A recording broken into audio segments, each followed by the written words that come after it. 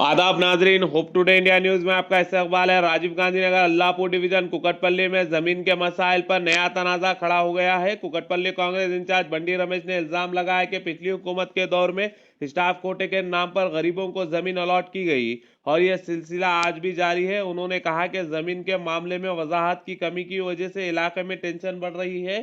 कांग्रेस और दूसरे सियासी जमातों के दरमियान इस मसले पर गर्म बहस भी हुई।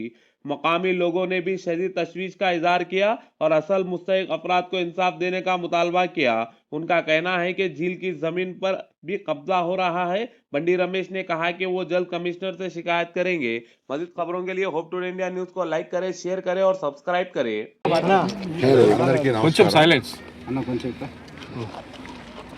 ఈరోజు అల్లాపూర్ డివిజన్లో మైసమ్మ చెరువు ఈ చుట్టుపక్కల ప్రాంతాల పరిస్థితులు ఎలా ఉన్నాయో చూద్దామని చెప్పి ఇక్కడున్న లోకల్ పబ్లిక్ పిలుపు మేరకు నేను ఇక్కడ రావటం జరిగింది.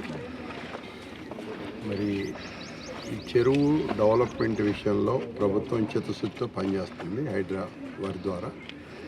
సో ఇక్కడైతే కొంతమంది పేదలు ఏదైతే ఇళ్ళు కట్టుకుని ఉన్నారో పాత రోజుల నుంచి వాళ్ళకి ఎటువంటి ఇబ్బంది లేకుండా మరి కొత్తగా ఎవరన్నా కబ్జా చేస్తే తప్పకుండా వాటిని తీసే విధంగా చర్యలు తీసుకుంటాం హైదరాబాద్ ద్వారా.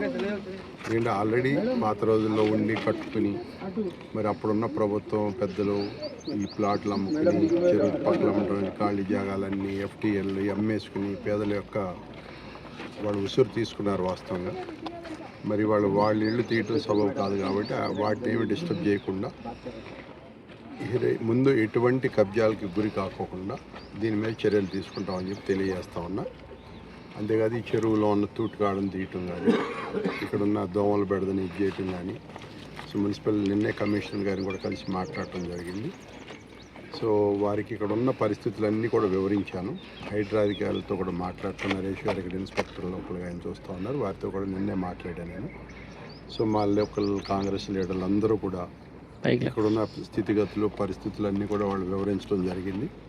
వీటన్నిటిని కూడా ప్రభుత్వం దృష్టికి తీసుకెళ్ళి వీటన్నిటిని కూలంకషంగా చర్చించి చెరువు యొక్క ఎఫ్టీఎల్ భూములు కాపాడటం కానీ మరి ఇంతకుముందు ఇప్పుడు ఈ బండ్లన్నీ ఎవరేసారు, ఈ చుట్టుపక్కల మొత్తం అంతా కబ్జా చేసేసి ఉన్నాయి. ఈ బండలు మరి ఎవరేసారు ఇదంతా అనేది కూడా ఒకసారి అవసరమైతే వాళ్ళ మాట చర్య తీసుకుని వాళ్ళ ద్వారానే ఇవన్నీ కూడా క్లియర్ చేయించే విధంగా కూడా మేము చర్య తీసుకుంటాం.